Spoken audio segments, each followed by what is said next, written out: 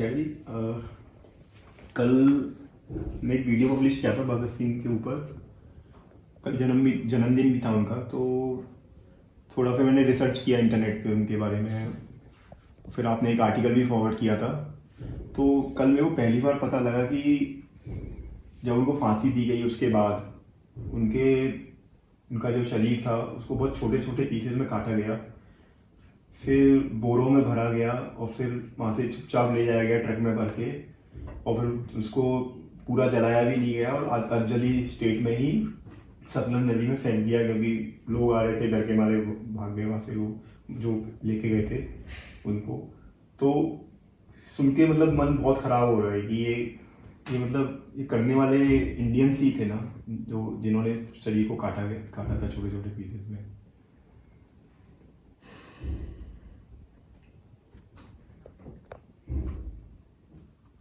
आपने खुद ही इसमें जवाब तो दे ही दिया है।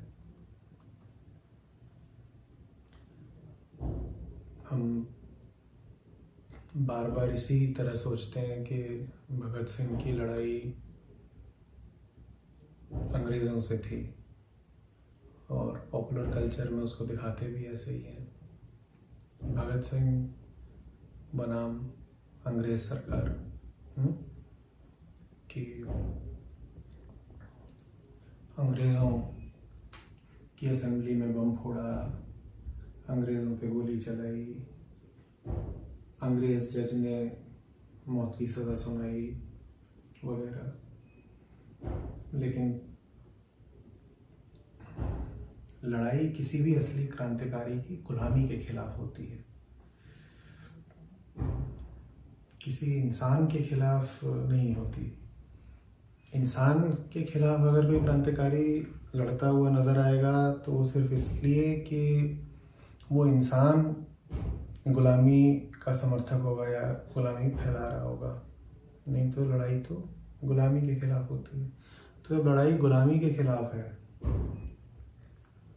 तो आप पर आघात भी वो जो गुलाम लोग हैं ना वो खुद ही करेंगे, क्योंकि गुलामी को उन्होंने ही तो पकड़ के रखा हुआ है।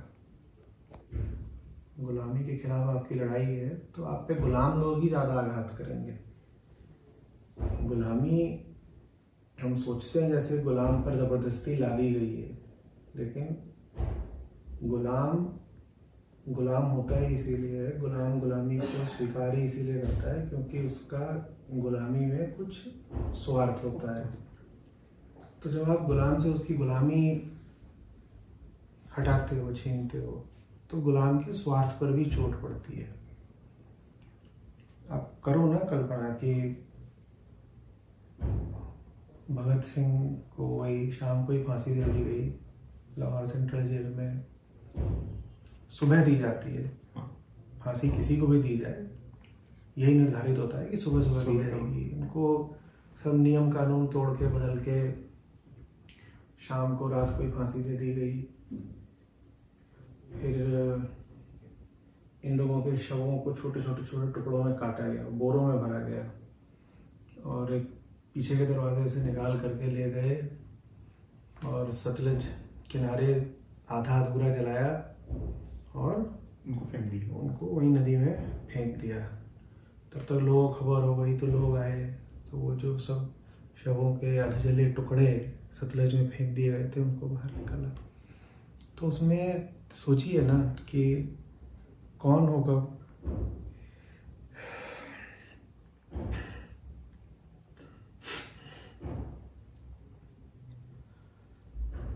तो इसमें सोचिए ना कि कौन होगा वो जो इन शवों को, क्रांतिकारियों के शवों को काट रहा होगा। वो तो कोई हिंदुस्तानी ही है, वो हिंदुस्तानी ही है। थोड़ा एक बार अच्छे से कल्पना करिए, विजुलाइज करिए, एक हिंदुस्तानी या कई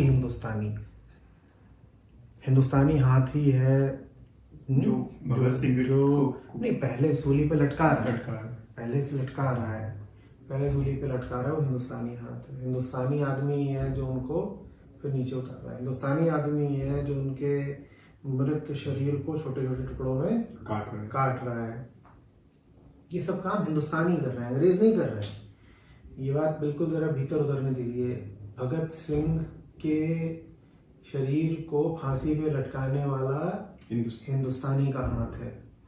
भगत सिंह के शव को छोटे भगत सिंह, सुखदेव, राजगुरु, सभी के सबके छोटे छोटे टुकड़ों में काटने वाला अभी उनको फांसी से उतारा गया है। मृतदेह को उनके छोटे छोटे टुकड़े किए जा रहे हैं। ये काम करने वाला हिंदुस्तानी हाथ है। उसके बाद वो सब टुकड़े बोरे में भरे जा रहे हैं। ये काम हिंदुस्तानी कर रहा है, अंग्रेज नहीं कर रहे हैं। और फिर उन टुकड़ों को ले जा करके जलाया जा रहा है, उन पे ऐसे ही बस तेल वेल डाल करके। ये काम भी हिंदुस्तानी कर रहा है, अंग्रेज नहीं कर रहे हैं। और फिर लोगों ने देख लिया तो जल्दी से नदी में डाल करके भाग आए। ये काम भी हिंदुस्तानी कर रहा है, अंग्रेज नहीं कर रहे हैं। यही तो बात है ना असली, कि हम समझते ही नहीं है कि हम किसकी गुलामी कर रहे हैं। हम अंग्रेजों की नहीं गुलामी कर रहे थे भाई, हम अपने स्वार्थों की गुलामी कर रहे थे। उस आदमी से बात करिए ना जो क्रांतिकारियों के शरीरों को छोटे टुकड़ों में काट रहा है, उस आदमी से बात करिए। उसे पूछिए तूने ऐसा क्यों किया। बोलेगा मैं अपना जॉब कर रहा था। वो बोलेगा मैं अपना जॉब कर रहा था। तो ये जॉब क्यों कर रहा है? शायद बोलेगा घर चलाना है, उसे घर चलाना है, बस यही बात है ना। मैं मजबूर हूँ, मेरी बीवी है, मेरे बच्चे हैं। तुम उस परिवार की खातिर, तुम उस बीवी की खातिर, उस बच्चे की खातिर भगत सिंह के खिलाफ गवाही भी देने को तैयार हो गए, उनको फांसी चढ़ाने को भी तैयार हो गए, उनके शरीर के छोटे छोटे टुकड़े करने को भी तैयार हो गए। ये सब कुछ तुम क्या बता के कर रहे हो? मैं क्या करूं, मैं तो मजबूर हूं, मैं तो मजबूर हूं, मैं मजबूर क्या हो? मजबूर क्या हो? वो जो 23 साल का नौजवान फांसी चढ़ गया, वो क्यों नहीं मजबूर था? वो किसी और लोग से आया था, उसको क्यों नहीं मजबूरी थी? तुमको क्यों मजबूरी? सीधे बोलो तुम्हारे स्वार्थ है। और ये जो मजबूरी का बहाना है ना, ये दुनिया के सब पापों की जड़ है। मैं मजबूर हूं। लोग मजबूरी के नाम पर बड़े से बड़ा पाप कर लेते हैं और उस पाप को जस्टिफाई करने के लिए, उस पाप को जायज ठहराने के लिए इसी शब्द का इस्तेमाल करते हैं, मजबूरी। मैं तो मजबूर हूं, तो मुझे ही करना पड़ा, मैं तो मजबूर हूं। कोई ये थोड़ी बोलता है कि मैंने जानते बूझते अपने स्वार्थ की, अपने मतलब की खातिर ये सब गंदगी करी है, पाप करा है, घटिया से घटिया काम करा है। वो तो यही कहेगा मैं तो मजबूर था। तो ये समझना बहुत जरूरी है कि आदमी को क्या चीज वास्तव में बंधक बना लेती है। वो कोई बाहर खड़ा शासक या रूलर नहीं होता। ऐसा नहीं है कि हमको वो जो मुट्ठी भर अंग्रेज थे उन्होंने दबा रखा था। आप बिल्कुल सही बोल रहे हो। कुल 70,000 तो अंग्रेज थे, जो कि पूरे हिंदुस्तान में थे और शासन कर रहे थे। किसने तो कहा था कि सब हिंदुस्तानी मिलकर के अगर एक जगह थूके भी तो उससे इतना बड़ा तालाब बन जाएगा कि उसमें सब अंग्रेज डूब मरे। मुझे अंग्रेजों से किसी तरह कोई नफरत वगैरह नहीं है, बस एक बात समझाने के लिए मैं ये जो कथन है इसको उद्धृत कर रहा हूं कि उस समय भी भारत की आबादी 40 करोड़ करीब थी। आज 140 करोड़ है, तब 40 करोड़। कैसे हो गया कि 50,000 अंग्रेज या 1 लाख अंग्रेज 140 करोड़ हिंदुस्तानियों पे राज करते रहे? आप और पीछे चले जाओ ना, आप 1757 चले जाओ, प्लासी की लड़ाई चले जाओ। समय फौज का भी अनुपात काफी 17 और 1 का अनुपात था। बंगाल में लड़ाई जब हुई है प्लासी की, और बड़ी निर्णायक लड़ाई थी वो, तो 17 हिंदुस्तानी 1 अंग्रेज। 1857 में आप देख लो, 1857 में जो गदर हुआ था, क्रांति हुई थी, वो क्या अंग्रेजों ने दबा दी ना? हिंदुस्तानी सिपाहियों के खिलाफ कौन लड़ रहा था? हिंदुस्तानी सिपाही तो लड़ रहे थे। और जो हिंदुस्तानी सिपाहियों को ही मार रहा है, दबा रहा है, उससे पूछो क्यों कर रहे हो? कहेगा मेरे बच्चे हैं, मेरी बीवी है, मुझे घर चलाना है। तो आप समझ लो कि दुनिया की सबसे बड़ी मजबूरी क्या है जो आपसे बड़े से बड़ा पाप कराएगी। मैं क्या करूं? मैं मजबूर हूं। 200-250 साल हिंदुस्तान गुलाम रहा और ये गुलामी का पूरा कार्यक्रम अंग्रेज नहीं चला रहे थे, हिंदुस्तानी यही चला रहे थे, ये बोल करके कि मैं क्या करूं, मेरे तो परिवार है, मेरी तो बीवी है, मेरे तो बच्चे हैं, मैं क्या करूं। तो आप ये समझिए कि असली गुलामी क्या है, अंग्रेजों की या आपके स्वार्थों की। और इससे आप ये भी समझ ले जाइए कि अगर आपको आजाद जिंदगी जीनी है तो आपको जिंदगी में कौन से निर्णय किस तरह से लेने हैं, कौन से निर्णय नहीं लेने हैं, ये भी बिल्कुल स्पष्ट होना चाहिए। मैं ये नहीं कह रहा हूं कि परिवार नहीं होंगे, परिवार तो भगत सिंह के भी था ना। हाँ। पर वो मजबूर नहीं थे भाई, पर वो मजबूर तो नहीं हुए परिवार के आगे ना। माँ आई शादी कर लो, बोले शादी हो गई मेरी दुल्हन तो क्रांति है, आजादी है। पिता ने माफी के लिए कि मेरे बेटे को माफी दे दो, अंग्रेजों से आवेदन कर लिया। उन्होंने अंग्रेजों से दरखास्त कर ली कि बेटा जेल में है, इसको छोड़ दो। तो उन्होंने पिता को बहुत कड़े शब्दों में लिखा। कुछ ऐसा लिखा था कि अगर यही काम किसी और ने किया होता तो मैं उसको द्रोही समझता। ट्रेचरी शब्द का इस्तेमाल किया था उन्होंने कि मैं इसको देशद्रोह, राष्ट्रद्रोह या धर्मद्रोह, जो भी, धर्म शब्द का नहीं वो इस्तेमाल करेंगे। तो ऐसा उन्होंने अपने पिता को ही बोल दिया। तो उनकी भी माता थी, उनके भी पिता थे, लेकिन वो तो नहीं मजबूर हो गए। ये दुनिया वाले कैसे मजबूर हो जाते हैं बीवी का, बच्चों का, या पति का, या माँ बाप का नाम लेकर के। और भगत सिंह ने अपने माँ बाप से कोई रिश्ता भी नहीं तोड़ दिया था। जिस समय उनको फांसी दी जा रही थी, उनके पिताजी जेल के बगल में ही एक सभा में मौजूद थे। और शाम को 7 बजे जब उनको फांसी दे दी गई भगत सिंह को, और तो जेल से नारे लगने लगे, इंकलाब जिंदाबाद। लोग समझ गए कि गड़बड़ हो गई है।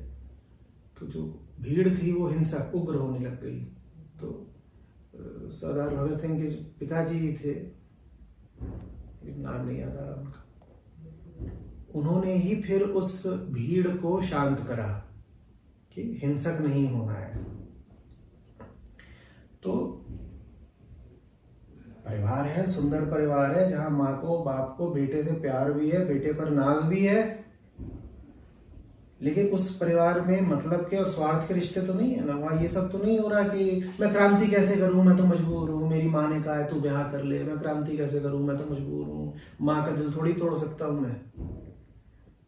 माँ को समझा दिया और माँ समझ भी गई। ऐसा भी तो इंसान हो सकता है ना, ऐसी भी तो चेतना हो सकती है ना। और चेतना कोई प्राकृतिक रूप से ऐसी नहीं होती, प्राकृतिक रूप से तो हम सब जानवर ही हैं। चेतना को ऐसा बनाना पड़ता है, कड़े निर्णय लेने पड़ते हैं।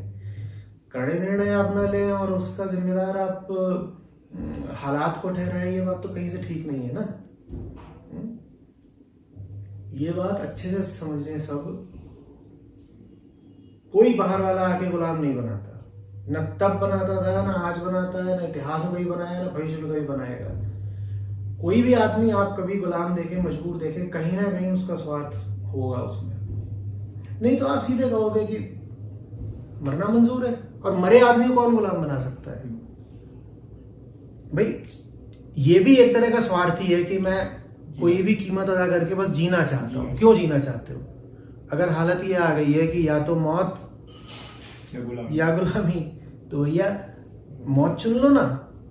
बताओ आप तुम्हें कौन गुलाम बना पाएगा? तो आप गुलाम हैं और आप लंबे समय से गुलाम हैं, तो इसका मतलब ये है कि आप स्वेच्छा से गुलाम हैं। जिसको आप मजबूरी बोलते हो उसको मैं स्वार्थ बोलता हूं। मैं मजबूरी शब्द तो रखता ही नहीं अपने शब्दकोश में,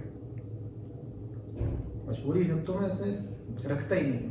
एक फिल्म देखी थी, अब पता नहीं नाम नहीं आ रहा, उसमें एक आदमी होता है, वो गहरे गड्ढे में फंस जाता है। एक दरार होती है चट्टानों के बीच में, और वो किसी को बता कर नहीं आया होता है कि वहां घूमने जा, कोई पहाड़ी जैसा इलाका होता है। 5-10 साल पहले देखी थी अंग्रेजी फिल्म। तो वो